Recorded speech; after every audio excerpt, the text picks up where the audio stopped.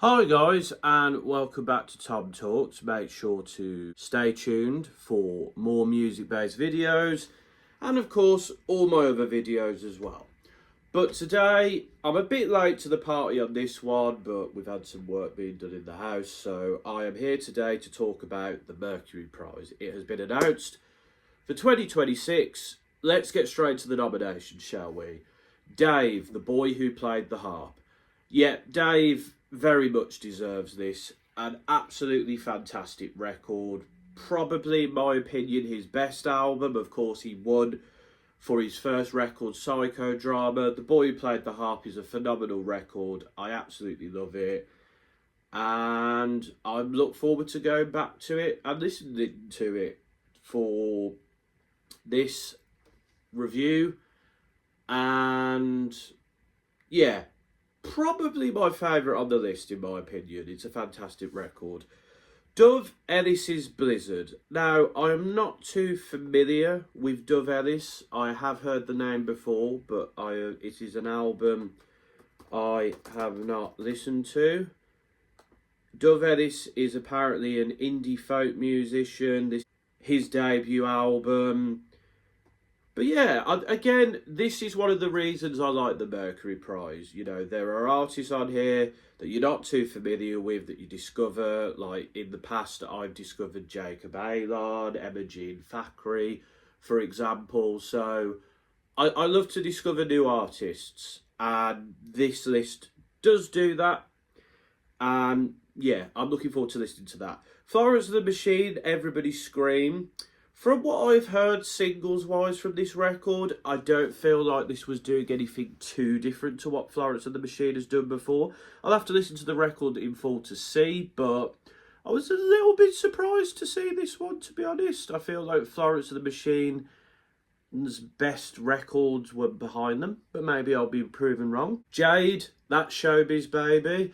Not surprised, this album is a bit of a critical darling. A lot of people saying how much of a fantastic pop record this is. I did enjoy it when I heard it, and you know, I'll be able to listen to it again and see if I'm loving it a bit more now. But, you know, I don't mind this being here, but I don't think personally I love this album the way that some people do. But, you know, I'll go back to it and see if my feelings change. Nats, another artist who I have vaguely heard of, but not really listened to in full, with their album A Great Day in Newcastle. They are an English jazz ensemble.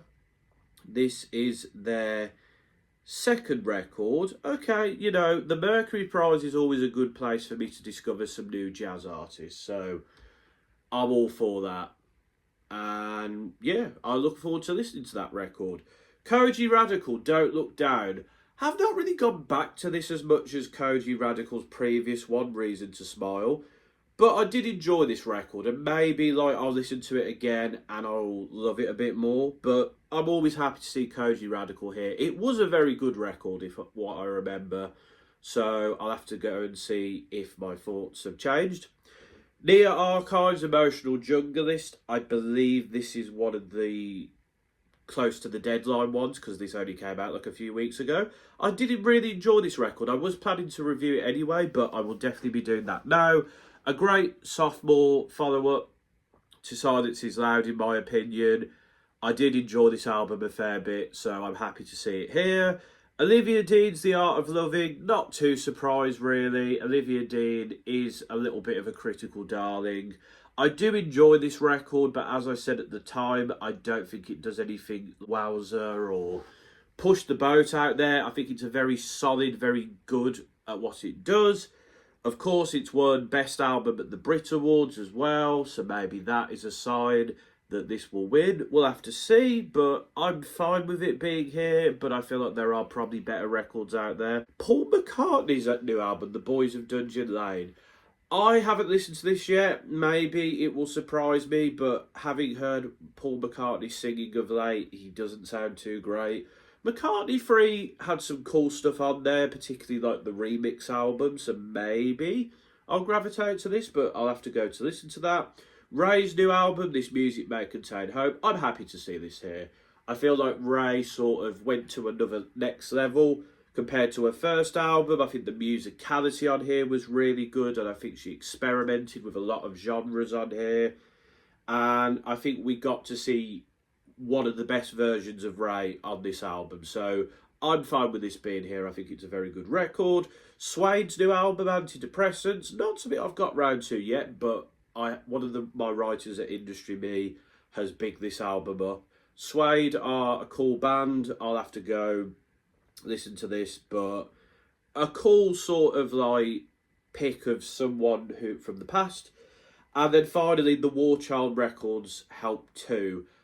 Again, I've not listened to the album in full, but I heard a lot of the songs off this album, and they were all pretty great. So it's cool that this is here, both because of the reason for this record, but also because of the great music that was on this album too.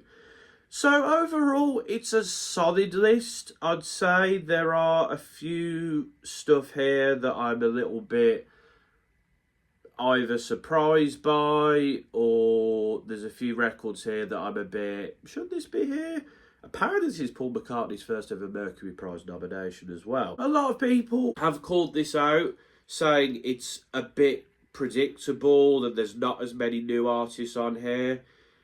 And to some extent I agree with that. I mean, but what I will say is, like, Dave's album definitely deserves to be here. Koji Radicals does. Nia Archives does. Ray's does. The War Child Records one does.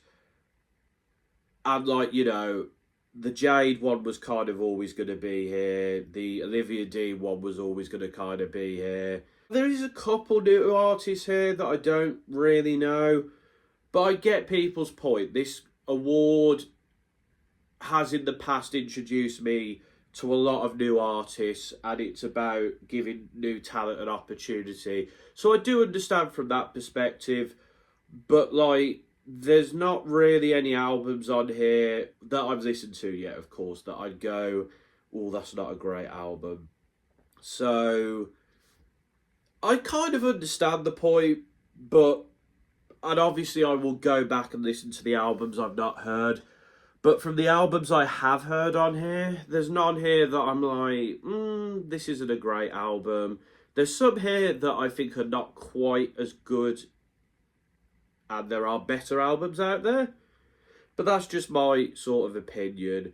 I'm going to have a quick look, though, and see if there's anything that's come out eligibility period, to see if there's anything else that sort of comes out to me as an album that I think should be on the list.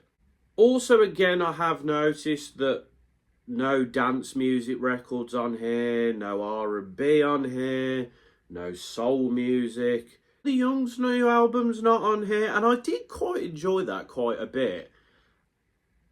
And to be honest, you know, I feel like it could have been on this list. I think it's a very good record, so no Low the Young. Rochelle Jordan's Through the Wall. If you wanted a dance record, this is it. It's an absolutely fantastic album. It's full of bops, great songwriting, great production on there.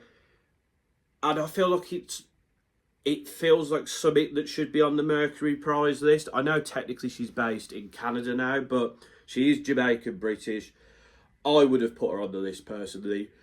Through the Wall is a fantastic record, and as I say, and you know, if you wanted one dance music pick, I feel like that would be up there for me.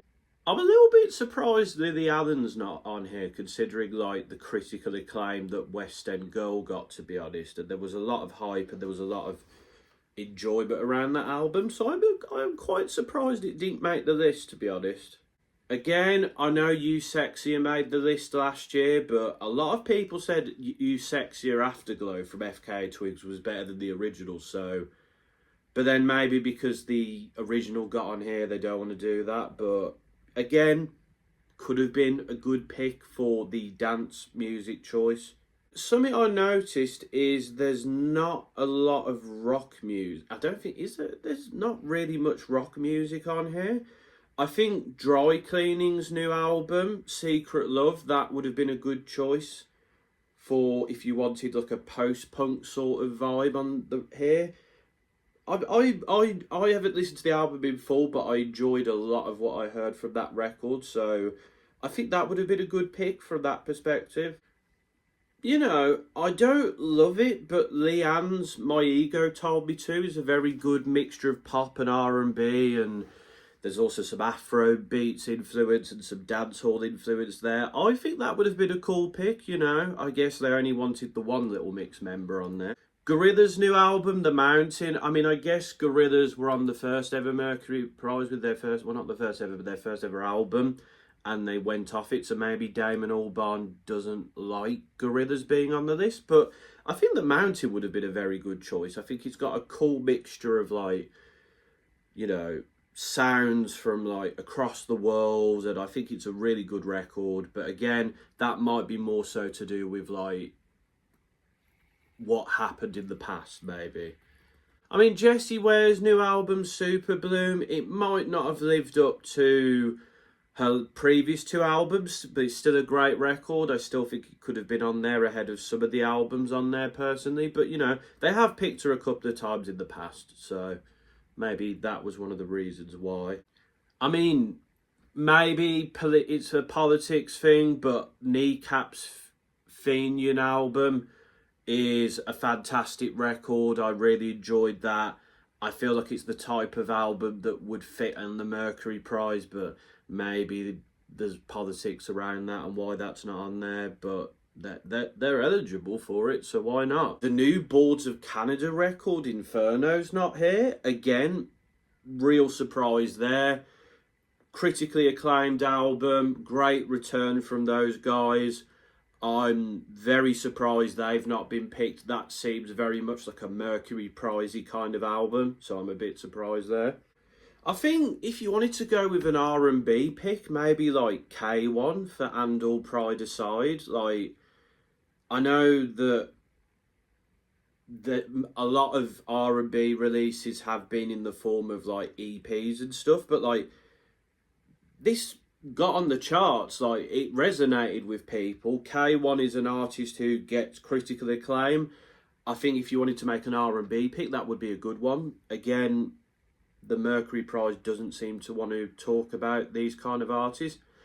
Sekou as well, not on here. An artist who makes great pop music, released in A World We Don't Belong Part 2. But yeah, there's the Mercury Prize, I think, has done okay here. I think there is some good picks, but there needs to be a few more like unknowns, and no dance music, no R&B, no soul, very not really any rock music either. Like, well, okay, Near Archives is on there, which I guess sort of covers dance music and rock music, but I think there is other, as I say, picks, particularly like the Rochelle Jordan one or the Boards of Canada that I'm just a little bit surprised by. But it's an okay list overall. I think with the Mercury Prize, I want to discover more new artists. And, you know, Dove Ellis and Nats are two people I'm looking forward to listening to, and I'm looking forward to going back to some of the records as well. But yeah, I'm a little bit surprised about how sort of I kind of know most of the people, and it's not through matter of I'm in the know. Most of them are mainstream or pretty mainstream artists, but we'll have to see who wins. Stay tuned. I'm going to be dropping reviews of the albums that I haven't done on this channel. There's some I've already done. There will be a link to those at the end of the video. Let me know your thoughts. Do you like the list? Who do you want to win? Personally, out of what I've seen so far, I'm going to say the new Dave record. Who would you add to the list? You know, I've said people like Rochelle Jordan and Boards of Canada, but is there anyone else that you think should be on here that I may have missed? Let me know in the comments. And until next time, folks, stay tuned for another Tom Talks.